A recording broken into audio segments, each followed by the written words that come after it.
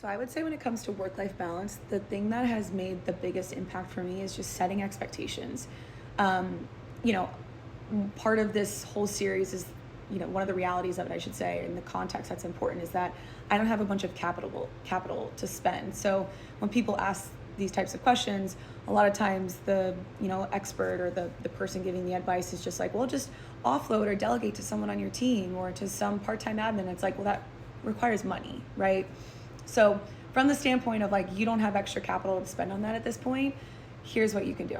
Set expectations and have boundaries within and routine within yourself.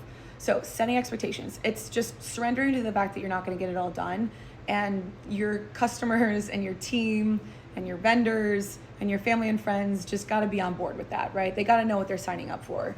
It is not a, corporate studio where you have all these things in place, where you have the systems and processes, you have the extra support, you have the money out the gate. It's not that, right? We're a one-woman show with an awesome team of teachers, but they're teaching. So what I do to set expectations with family and friends, I just let them know like when in a really busy season, whether it's the beginning of the new year or it's just like a lot of things have caught up to me or I just got back from vacation, something like that, and just letting them know like, hey, love you, thinking about you. Please lower your expectations with the amount of time it takes for me to get back to you. Text, phone call, hanging out. A big thing is just like, sometimes I won't hang out, not because I don't have the time, but because I literally do not, have the energy to give. And I'd rather spend time together and have it be valuable for both of us when I have a little bit more to give. Not that you always have to give in your relationships, yada, yada, I know. But like really, it's just like, I'd rather just spend that time when I can be present.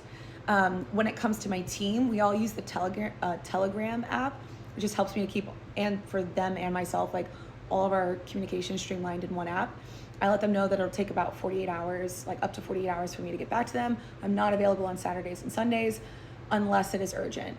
If they can call me whenever, if it is urgent. If they're calling me, I pick up the phone. They know not to call me unless it is urgent. Like that is also the relationship that we have with each other. And in our like group thread, as much as I would love for like the group chat to just be like sunshine and rainbows and chatty, like we keep it very, very just like nuts and bolts of things that we need. So then like the important things come through, because you've been in a group chat, you've probably missed like important things or plans and things like that. And I want to make sure that doesn't happen. So we can do that in a separate space on Instagram, wherever else, but we do try to streamline that. And that helps me in my admin work to keep everything like in line.